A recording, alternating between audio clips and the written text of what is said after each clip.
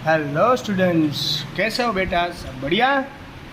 चलो आज हम शुरू कर रहे हैं बेटा फिजिक्स के अंदर। चैप्टर 11 के अंदर हमने फिजिक्स स्टार्ट किया था और उसी चैप्टर इस फिजिक्स के अंदर हम बात कर रहे थे चैप्टर नंबर 2। उस चैप्टर का नाम हमारा था बेटा यूनिट एंड मेजरमेंट। ओके, तो उसी चैप्टर के अंदर हमें आगे कुछ डिस्कशन करनी थी। लास्ट टाइम हमने क्या किया था? फंडामेंटल क्वांटिटीज़ हमने डिस्कस की थी। आपको पता होगा फंडामेंटल क्वांटिटीज़ है वो हमने डिस्कस की थी। कौन कौन सी है फंडामेंटल क्वांटिटी? तो हमने सबसे पहले बताया था आपको लेंथ है, बताया था ना, लेंथ बताया था आपको कि लेंथ एक फिजिकल क्वांटिटी, यानी कि आपको पता है कि फंडामेंटल क्वांटिटी 2 टाइप्स की क्वांटिटी होती है बेटा। एक होती है fundamental quantity. We have a total 7 fundamental quantity. हमारे पास टोटल 7 फंडामेंटल क्वांटिटीज़ है। ओके बेटा, तो उसके अंदर उसके अलावा कौन कौन सी है बेटा हमारे पास? तो उसके अलावा जो भी प्रॉपर्टीज़ यानी जो भी क्वांटिटीज़ है उसे डिराइव्ड क्वांटिटीज़ कहेंगे। कौन सी क्वांटिटी करेंगे बेटा? Derived quantity. यानी कि फंडामेंटल क्वांटिटी टोटल क्वांटिटीज़ कितनी होती है? 2 टाइप की क्वांटिटीज़ आती है। ओके बेटा, तो यह जो भी क्वांटिटी है वो फंडामेंटल क्वांटिटीज़ है। ये जो क्वांटिटीज़ है यहाँ पर 2 टाइप्स क्वांटिटीज़ आती है। वैसे तो 3 टाइप्स आते हैं बेटा, एक और टाइप्स की आती है वो मैं आपको भी समझाऊंगा। देखो यहाँ जो फर्स्ट क्वांटिटी आती है वो बेटा होती है फंडामेंटल क्वांटिटी, जो हमने समझाई।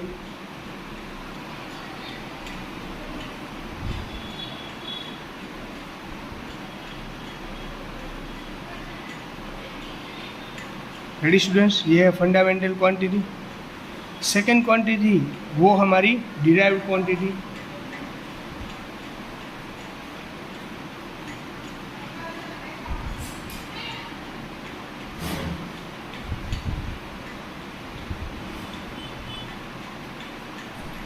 Derived quantities. और थर्ड है जो क्वांटिटी वो 2 ही क्वांटिटी, उसके अंदर 2 ही क्वांटिटी है, तो वो है हमारी सप्लीमेंट्री क्वांटिटी। कैसी है बेटा? याद रख लेना, आप भूल मत जाना। सप्लीमेंट्री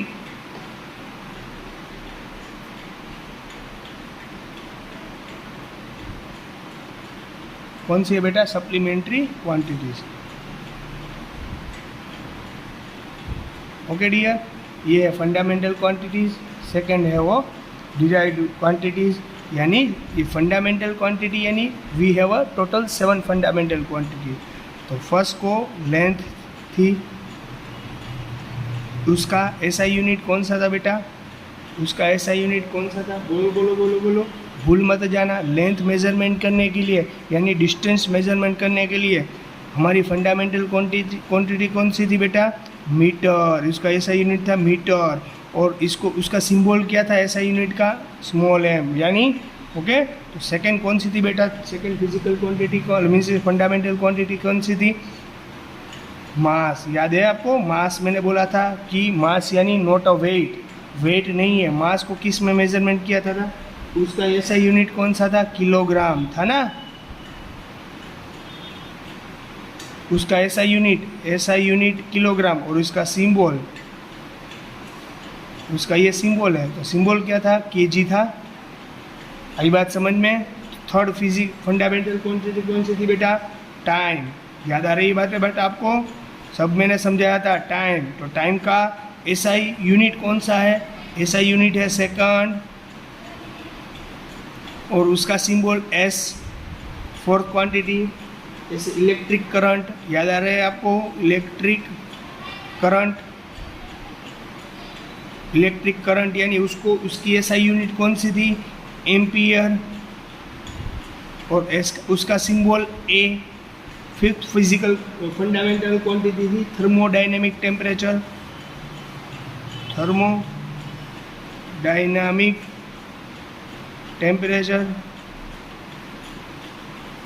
उसको ऐसा यूनिट था केल्विन, और उसको इसका सिंबल था के।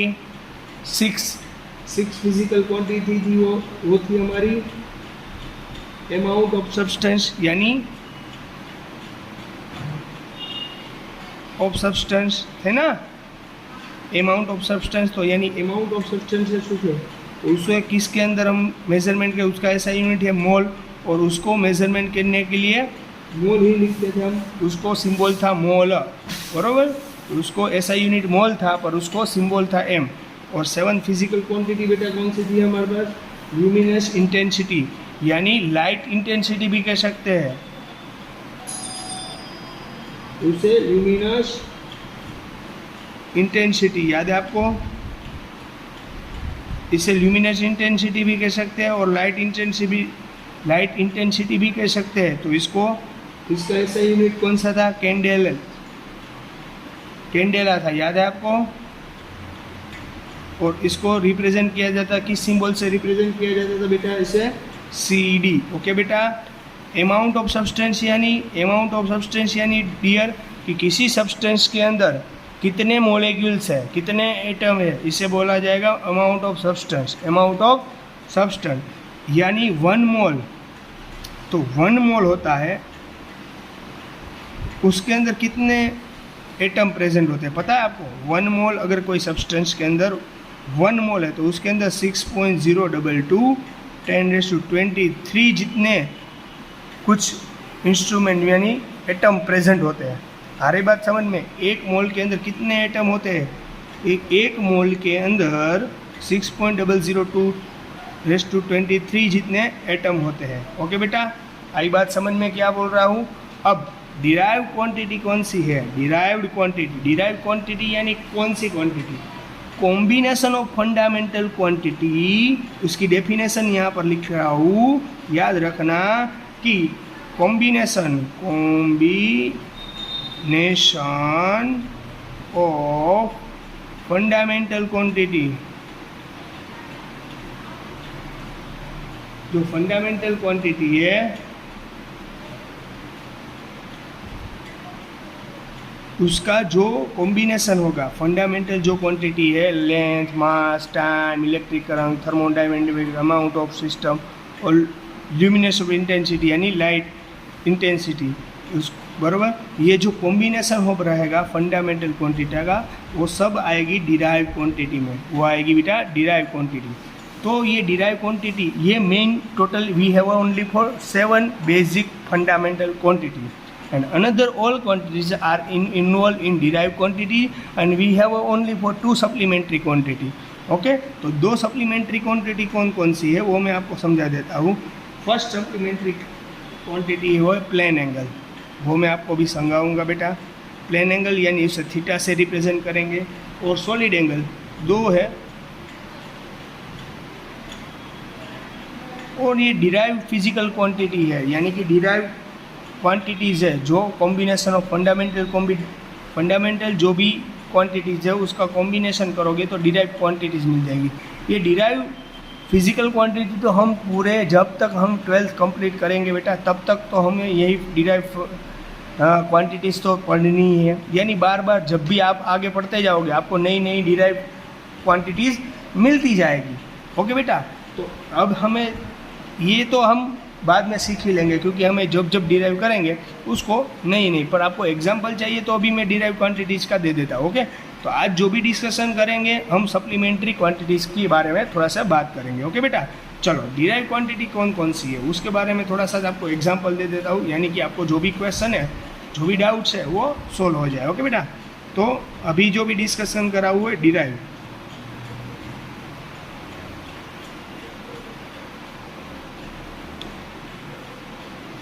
डिराइव क्वांटिटी कौन सी बेटा, तो यहाँ पर derive quantity combination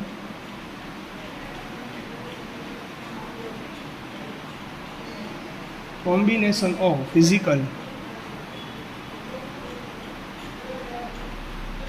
quantities,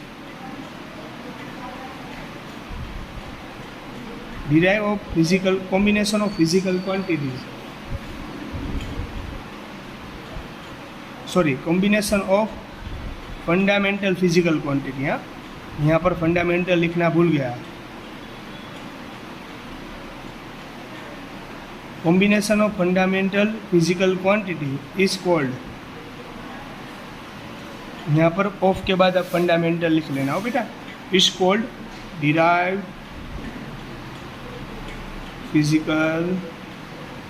quantities. तो आपको एग्जाम्पल चाहिए तो दे देता हूँ डियर। आपको पता है कि आपने स्टैंडर्ड 9th के अंदर आपने कुछ स्पीड के बारे में पढ़ा होगा। स्पीड क्या है? तो स्पीड एक डिराइव क्वांटिटी है। क्यों? क्योंकि उसका फॉर्मूला क्या होता है बेटा? डिस्टेंस अपॉन टाइम आता है ना।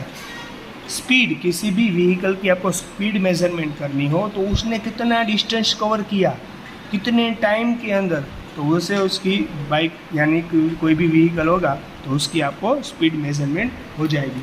तो इसीलिए यहाँ पर देखो ये दो फंडामेंटल है ना, डिस्टेंस भी फंडामेंटल क्वांटिटी यानी वो लेंथ आती है, और टाइम भी एक फंडामेंटल क्वांटिटी है। तो इन दोनों को कॉम्बिनेशन से ये स्पीड बन गया। ओके, आई बात समझ में? ऐसे ही एसेलरेशन के अंदर होता है।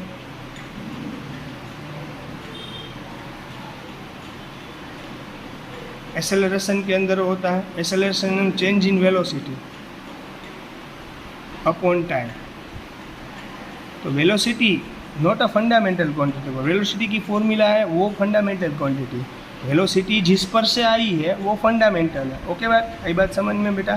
तो ये बेटा सभी जो कॉम्बिनेशन है, जो भी कॉम्बिनेशन ऑफ फंडामेंटल क्वांटिटी है उसे बोला जाएगा डिराइव क्वांटिटी। वो तो सब आगे पढ़ने में आएगी, तब हम डिटेल में इसकी भी चर्चा कर लेंगे। बट ये तो एग्जाम्पल था इसलिए मैंने आपको समझाया। ओके बेटा, तो यहाँ पर हमें अब डिस्कशन करनी है सप्लीमेंट्री यूनिट्स। तो सप्लीमेंट्री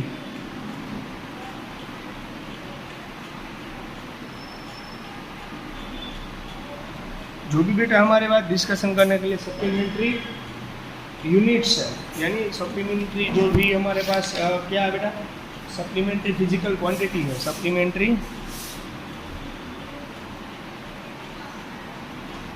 फिजिकल क्वांटिटी। तो सप्लीमेंट्री फिजिकल क्वांटिटी बेटा मैंने बहुत बताया था आपको, दो है। फर्स्ट है वो हमारा प्लेन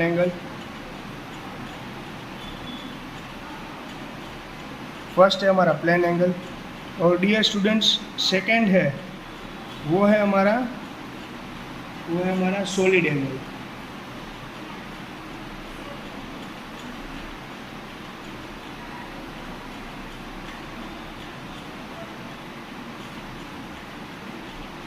ओके, ये है हमारा प्लेन एंगल, ये है हमारा सॉलिड एंगल।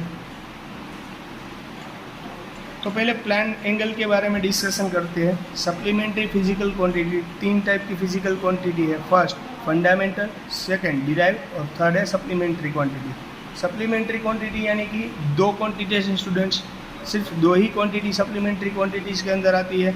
फंडामेंटल के अंदर 7 फंडामेंटल क्वांटिटी है, और सेकंड डिराइव क्वांटिटी यानी combination of fundamental quantity is equal to derive quantity. वो मैंने आपको समझाया कि डिराइव फिजिकल क्वांटिटी कौन सी है। ओके बेटा, तो अब यहाँ पर प्लेन एंगल यानी जो यहाँ पर plane angle supplementary physical quantity के अंदर प्लेन एंगल आता है और सॉलिड एंगल आता है, उसके बारे में हमें डिस्कशन करनी बेटा। तो प्लेन एंगल कौन कौन सा है वो मैं आपको बता देता हूँ। ओके डियर, तो यहाँ पर अभी डिस्कशन करेंगे बेटा प्लेन एंगल की। तो आपको पता होना चाहिए डियर की प्लेन एंगल क्या है। वो नहीं पता तो मैं आपको समझाऊंगा कि बेटा प्लेन एंगल कोई एक बड़ी बात नहीं है, कोई एक छोटी सी बात है। समझ लो कि आपके पास ये सर्कल है, it is one type of circle. Okay, ये सर्कल का सेंटर है। ओके, इस सर्कल के सेंटर में से आपने इतना पोर्शन लिया, समझ लेना इतना पोर्शन आपने ले लिया, इतना पोर्शन आपने ले लिया। ओके बेटा, तो इतना पोर्शन जो आप निकालते हो बेटा, इतना पोर्शन निकालते हो, इतना पोर्शन आपको लेने के लिए यहाँ पर जितना एंगल बन रहा है, इतना पोर्शन लेने के लिए यहाँ पर जो भी एंगल बन रहा है बेटा उसको बोलेंगे हम प्लेन एंगल। उसको क्या बोलेंगे बेटा? Plane angle. आई बात समझ में? तो आप प्लेन एंगल यानी वन टाइप ऑफ थीटा। तो ये होगी बेटा आपकी आर्क होगी। क्या होगी? आर्क होगी ना। ये लेंथ है, ये लेंथ, ये आपकी आर्क है। ये क्या बेटा? रेडियस। क्या है? रेडियस। तो यानी equal to radius equal to arc. तो ये थीटा मेजरमेंट करने के लिए, ये थीटा मेजरमेंट करने के लिए, ये एंगल मेजरमेंट के लिए आपको क्या करना बेटेगा, arc upon theta, arc upon theta. Ready बेटा? तो theta is equal to, formula क्या होगी, लेंथ ऑफ, यहाँ पर लेंथ ऑफ आर्क, ये लेंथ कितनी है और ये रेडियस कितनी है। ओके बेटा? तो length of arc, length of arc upon radius, ये किसकी फॉर्मूला होगी बेटा, ये थीटा यानी प्लान एंगल, ये इसको बोलेंगे बेटा प्लान एंगल। रेडी? इसके बारे में डिस्कशन करेंगे ज़्यादा, पर यह इसको बोलेंगे बेटा प्लान एंगल। क्या बोलेंगे बेटा हमें इसको, plan angle. Plan angle measurement करने के लिए theta, length of arc upon radius, length of arc upon radius, ये फॉर्मूला है, ये फॉर्मूला है। इसको कभी भूलेंगे तो हमें एक भी न्यूमेरिकल हमारे से सॉल्व नहीं होगा। तो इसको बोलेंगे बेटा प्लान एंगल। क्या बोलेंगे? Okay, plan angle. अभी प्लान एंगल को डिटेल के अंदर डिस्कशन करनी होगी, अगर प्लान एंगल को डिटेल के अंदर डिस्कशन करनी होगी तो वो मैं आपको बता देता हूँ डियर, कि समझ लो कि आप यहाँ से कोई चीज़ देख रहे हो, यहाँ पर से इतना पोर्शन है। ओके, तो आपको यहाँ पर थीटा बोला गया है कि आपको थीटा ढूंढ कर देना है। तो क्या आप थीटा ढूंढ पाओगे डियर? नहीं ढूंढ पाओगे। तो इस यहाँ पर आप कैसे प्लान एंगल एडजस्ट करोगे? तो कुछ नहीं करना डियर, आपको समझ लेना है कि ये जो सेंटर है वो एक सर्कल का सेंटर है, क्योंकि प्लान एंगल किसी आर्क पर डिपेंड करता है। आई बात समझ में? Plan angle depend on arc. समझ लेना कि प्लान एंगल है और आर्क पर डिपेंड करता है, वो पता है, पर उसके लिए हमें सर्कल चाहिए। उसके लिए क्या चाहिए बेटा? आर्क के लिए सर्कल चाहिए। तो समझ लेना है हमें कि ये इस तरीके से दिया गया हो, तो हमें समझ लेना है कि सेंटर है वही हमारा सर्कल का भी सेंटर है। ओके, तो सर्कल का सेंटर है, इसलिए सर्कल का सेंटर है, इसलिए सर्कल को इस तरह से ड्रॉ कर सकता हूँ ना मैं। समझ लो कि ये सेंटर ऑफ सर्कल है। एग्जैक्ट हुआ नहीं है मेरे से डायग्राम के अंदर, पर समझ लेना है कि आपको ये सेंटर ऑफ सर्कल है। सेंटर ऑफ सर्कल है यानी कि हमारी डेफिनेशन के हिसाब से हम अगर प्लेन एंगल ढूंढना रहा तो प्लेन एंगल ढूंढना है, तो आपको प्लेन एंगल ढूंढना है तो आपको क्या करना पड़ेगा, यहाँ पर जो भी यहाँ पर लाइन है इसको आपको पीछे खींचनी पड़ेगी। क्या करनी पड़ेगी बेटा?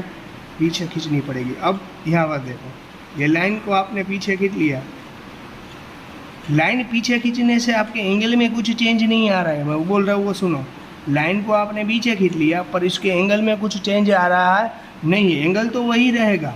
लाइन आपको पीछे खींचना है तो एंगल तो बेटा वही रहेगा, एंगल में कुछ चेंज आने वाला नहीं है। यानी ये हो गई आपकी आर्क, ये हो गई। आपको सिर्फ एज्यूम करना है सर्कल और उसको पीछे खींच लेना है। वो सर्कल को मीन्स के वो जो लाइन है आपको पीछे खींच लेनी है, यानी सर्कल पर आ जाएगा। It is your arc and it is your radius. तो रेडियस अब ये नहीं, रेडियस है आपकी, रेडियस ये है। ओके, तो it is your radius, it is your angle, it is your plane angle, it is your arc and it is your radius. आई बात समझ में? तो फॉर्मूला फिर से वही यूज होगी बेटा। ओके, तो प्लान एंगल की एक डेफिनेशन रहेगी। प्लान एंगल की एक डेफिनेशन है बेटा, प्लान एंगल की एक डेफिनेशन है the ratio of length, the ratio of length of arc, the ratio of length of arc to the radius r of a circle, it's called plan angle.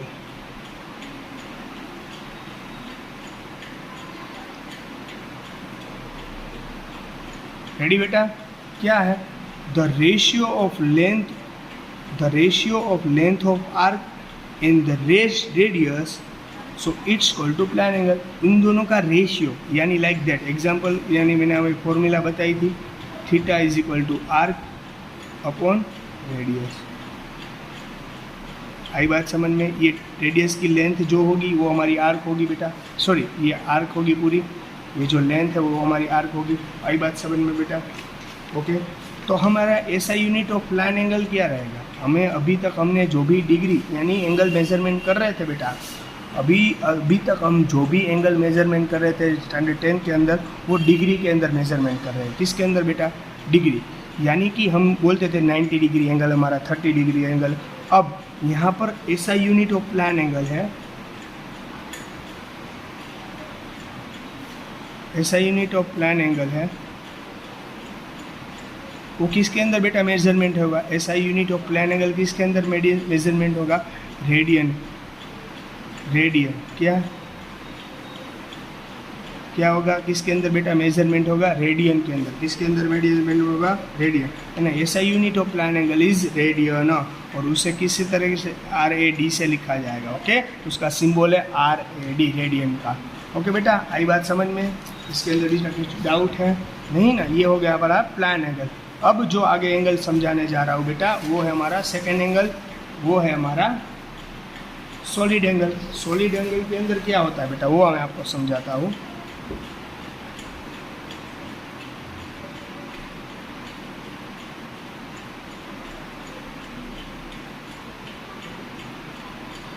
देखो यहाँ पर देखा बेटा हमने प्लान एंगल देखा, यानी 2D देखा हमने। क्या देखा बेटा? यहाँ पर जो प्लान एंगल था वो 2D के अंदर था। कैसा था बेटा? 2D के अंदर। अगर हमारे यहाँ पर बेटा 2D के अंदर है कि आपको पता है कि इसी यहाँ पर भी आपको नज़र जाएगी, आप यहाँ से कुछ देख रहे हो तो यहाँ पर नज़र जाएगी, बरोबर। तो ये 2D के अंदर। अब हमें 3D के अंदर देखना है। ओके बेटा, रेडी बेटा? सॉलिड एंगल है। अब सॉलिड एंगल के अंदर क्या होगा? तो आपको पता है कि हम सॉलिड एंगल है वो बेटा 3D में है। किस में है? 3D, यानी 3 डायमेंशन। और वो जो भी प्लान एंगल था वो था बेटा 2D के अंदर, यानी 2 डायमेंशन में। ओके बेटा, तो यहाँ पर 3D के अंदर क्या होगा बेटा, वो मैं आपको दिखाता हूँ। यहाँ पर आप देखो डियर, कि 2D और 3D के अंदर क्या डिफरेंसेस है वो देख लें। तो सॉलिड एंगल के अंदर क्या आएगा? अभी सॉलिड एंगल यानी उसकी सिंबल है ये, उसका ये सिंबल है सॉलिड एंगल का। हाँ, अब ये मत बोलना ये तो सर ओमेगा 10th में आया था, वो नहीं है। सॉलिड एंगल के अंदर ये बेटा। ओके, तो सॉलिड एंगल यानी किस तरीके का एंगल? समझ लो कि ये वहाँ पर एक माचिस बॉक्स है। देखो ये माचिस बॉक्स है, यहाँ पर मैं रख रहा हूँ, देख लेना। ये यहाँ पर दिख रहा हूँ और मेरी आइज़ यहाँ पर है, आइज़ यहाँ पर। तो मेरी आइज़ ये भी एंगल देखेगी, ये भी देखेगी, ये कॉर्नर भी देखेगी और ये कॉर्नर भी देखेगी। आई बात समझ में डियर? आई बात समझ में? यानी सारा इफेक्ट आएगा, ये भी, यानी 3D के अंदर सॉलिड एंगल, यानी इस यहाँ से जो भी बनता है इस तरीके का जो भी होगा और उससे जो एंगल बनता है it's called to solid angle बेटा, it's called to solid angle. चल भैया समझ में तो आ गया ना क्या बोल रहा हूँ? ओके, तो समझ लो कि यहाँ पर एक माचिस बॉक्स था, वैसी तरह के मैं एक बुक ले लेता हूँ। मेरे पास एक बुक है, समझ लो ये इस तरीके से है। थोड़ी सी फिगर ड्रॉ करने में मुझे दिक्कत होगी पर आप समझ सकते हो।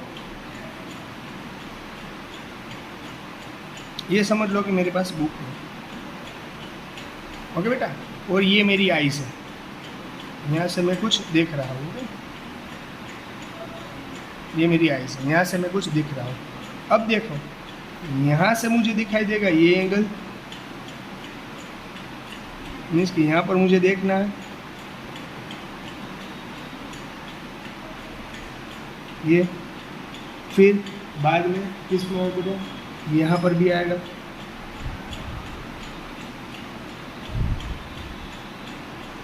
फिर आप देख सकते हो यहाँ पर भी, यहाँ से भी देखा जाएगा, यहाँ से भी कुछ एंगल बनेगा।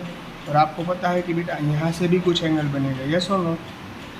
इस तरीके से यहाँ से एक के अंदर कई जगह से एंगल बन रहा है ना, है ना? ओके, तो यहाँ पर ये जो एंगल बन रहे हैं ये सभी का कॉम्बिनेशन यानी हमारा हो गया सॉलिड एंगल। यहाँ सभी का जो कॉम्बिनेशन है वो हो गया सॉलिड एंगल। तो सर आप बोलेंगे सर ये सॉलिड एंगल कैसे मेजरमेंट करना है? It is very difficult to us. तो आपको बेटा कुछ नहीं करना है, आपको 3D यहाँ समझ लिया मैंने, पहले ये तो समझ लिया, इसको भी फाइंड करने की है मेरे पास। ओके, टेक्निक है मेरे पास, यू डोंट वरी अबाउट। तो आपको पता चलेगा सर इसको कैसे फाइंड करेंगे हम लोग। तो यहाँ पर इसका भी एक फॉर्मूला है हमारे पास। तो ये सारी तो बेटा समझ लो कि यहाँ पर इस तरीके से बुक था, पर आपको यहाँ पर भी एक क्या करना है बेटा, यहाँ सेंटर था, फिर से एक ड्रॉ कर रहा हूँ, देख लेना यहाँ थोड़ी सी छोटी दूर रहा उससे, और ये नहीं, यहाँ नहीं, यहाँ नहीं, ओके ओके, पेज चेंज कर रहा हूँ, सॉरी, नहीं पेज तो चेंज नहीं करूँगा, चलेगा,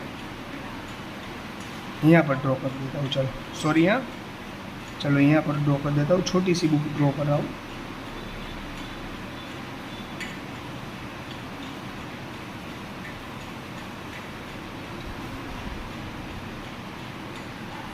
ओके, इस तरीके से है ग्रुप। अब यहाँ से आपको पता है कि आपकी आईज यहाँ पर है, यहाँ पर एक आएगी, यहाँ पर दूसरी, यहाँ पर तीसरी और यहाँ पर चौथी, इस तरीके से लाइन आएगी, वो आपको पता है बेटा। ओके, तो आपको एक सर्कल एज्यूम करना है। लास्ट टॉपिक में हमने जो भी किया था आपको समझ लेना कि it is our circle, it is our centre of circle. जो भी आपकी आइज है वो आपके सेंटर ऑफ सर्कल के अंदर है। जो सर्कल का सेंटर नहीं बन रहा है पर आपको समझना है, क्योंकि मेरी फिगर थोड़ी टेढ़ी मेढ़ी है इसलिए।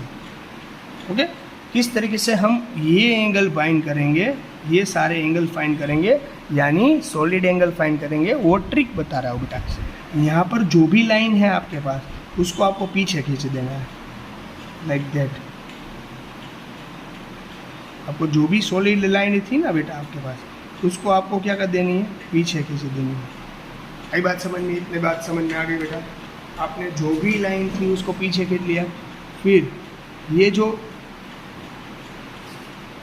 जो भी बन रहा है बेटा, जो भी एरिया बन रहा है,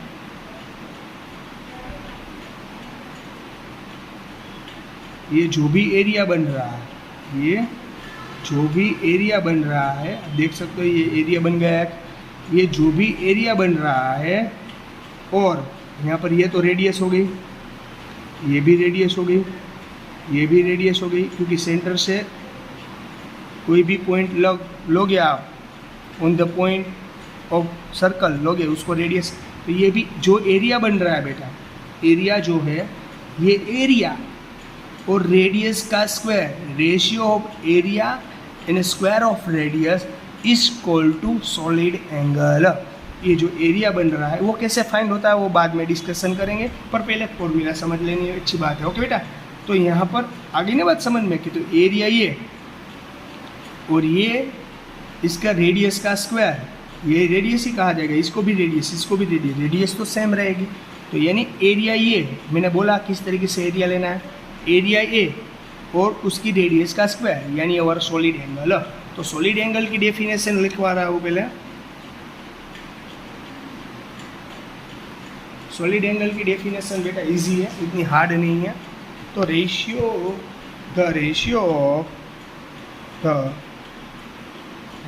of intercepted area,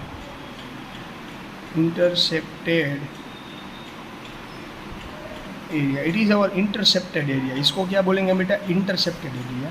the ratio of intercepted area of the spherical surface of the spherical surface describe about the apex, describe about apex, describe about the apex O is the center of, is the center to square, center to square of radius R is called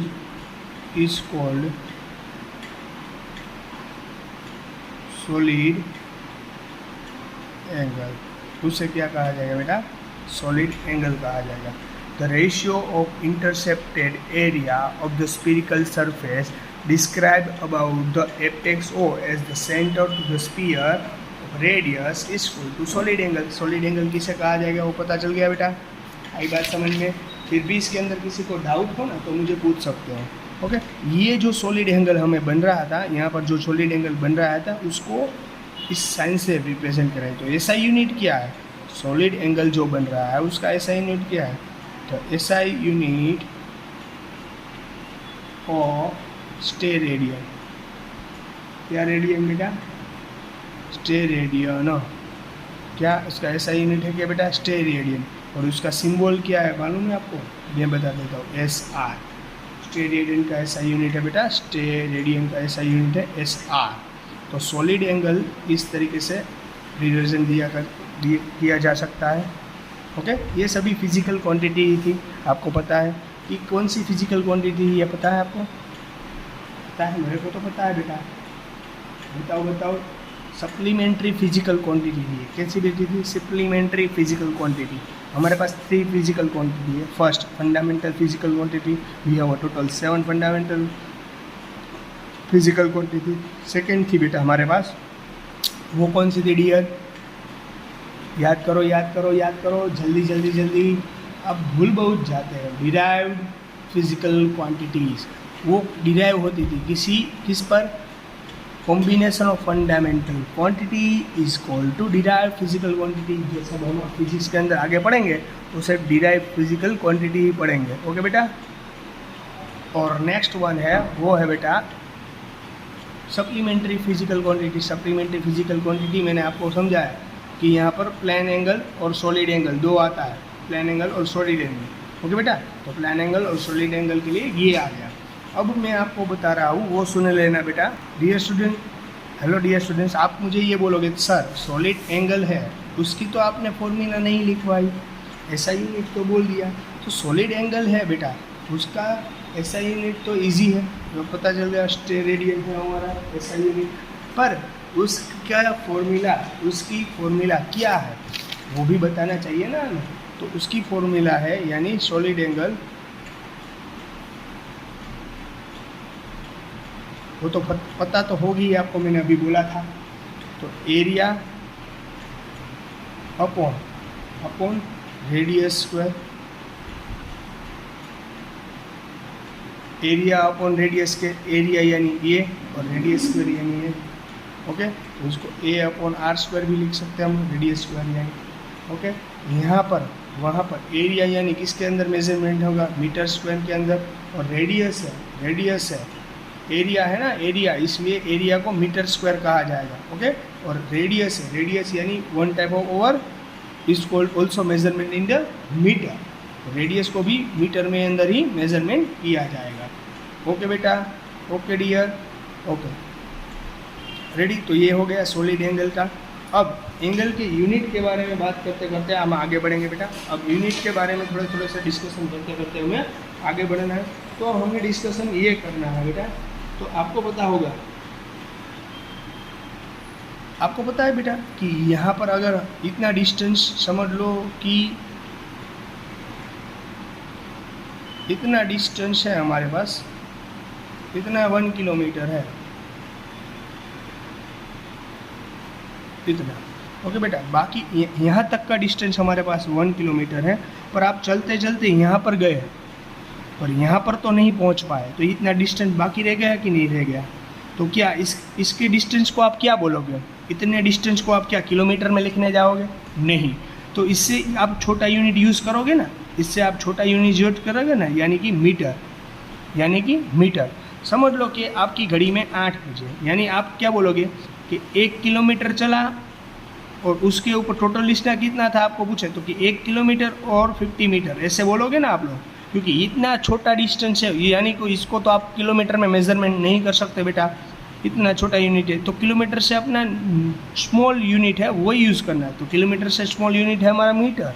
okay बेटा, तो 1 kilometre और 50 metre तक पूरा distance है, ये आप बोल सकते हो। ओके बेटा, तो इसी तरीके से एक और एग्जांपल टाइम के लिए, आपकी घड़ी में एग्जैक्ट 8 o'clock हुए हैं। ओके, 8 o'clock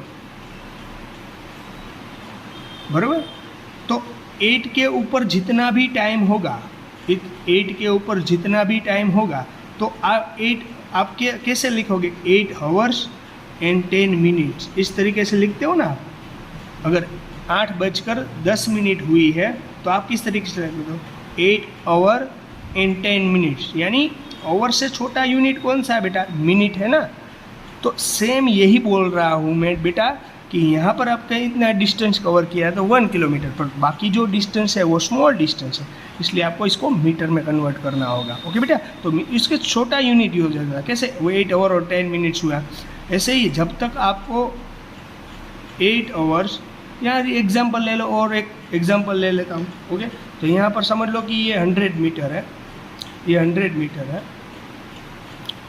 इतना डिस्टेंस कवर किया तब 100 मीटर था यहाँ से यहाँ पर, इतना डिस्टेंस बाकी है, तो ये क्या आप मीटर के अंदर लोगे? नहीं, ये होगा हमारा सेंटीमीटर के अंदर। आई बात समझ में?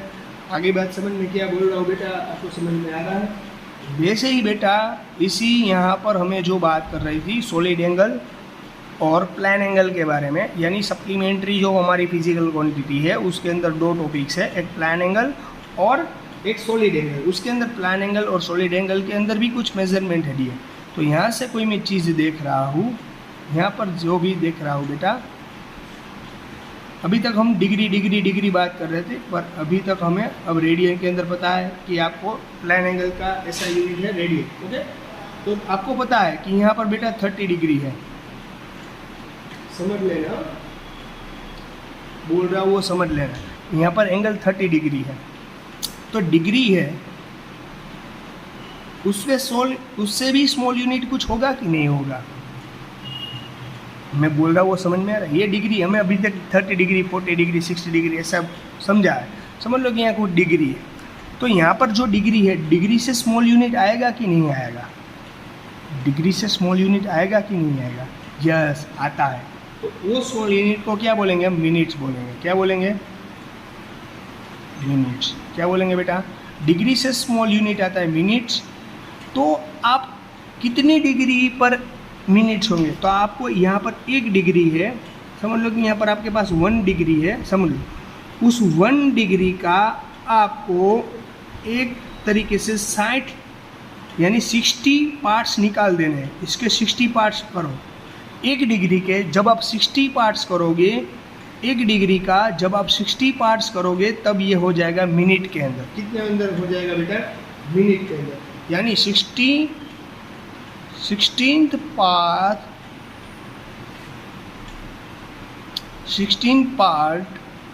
PART part of degree is equal to 1 minute.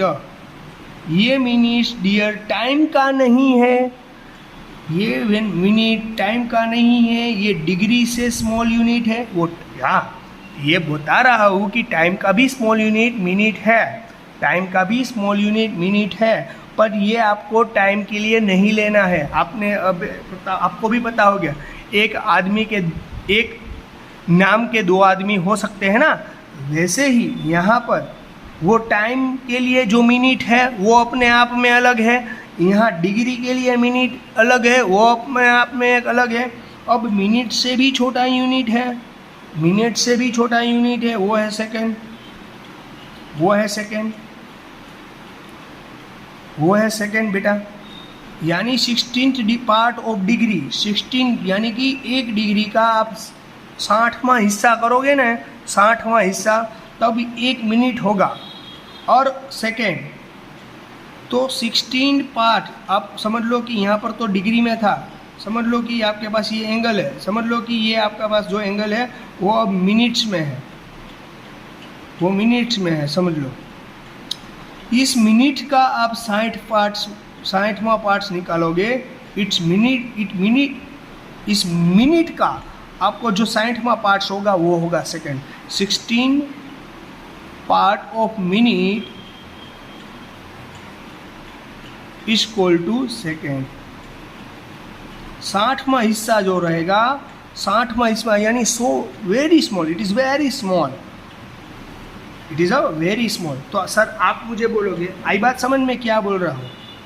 समझ में आ गई बेटा बात? तो आप मुझे सर ये डियर स्टूडेंट्स आप मुझे ये बोलोगे कि सर ये इतना छोटा तो कहाँ होगा? इतना छोटा होगा कि ये लाइन है, इससे इतनी नज़दीक लाइन होगी ना, जो इसके बीच में जो एंगल बन रहा है ना, वो आपका होगा सेकंड, वो आपका होगा सेकंड। पर ये इतना छोटा कहाँ पर होगा?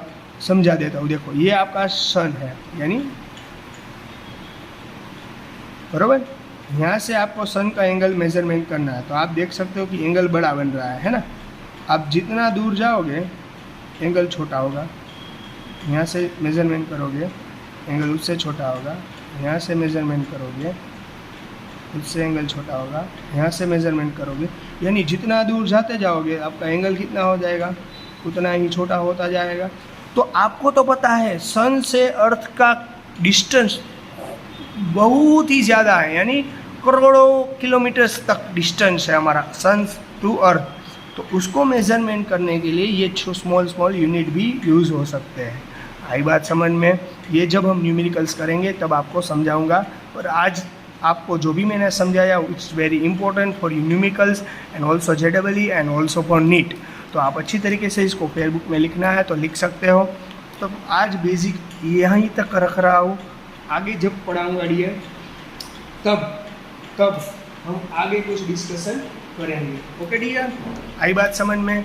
फिर भी किसी को नहीं समझ में आ रहा है, डाउट है, दिक्कत है, तो आप मुझे पूछ सकते हो। Okay, so have a good day and bye bye.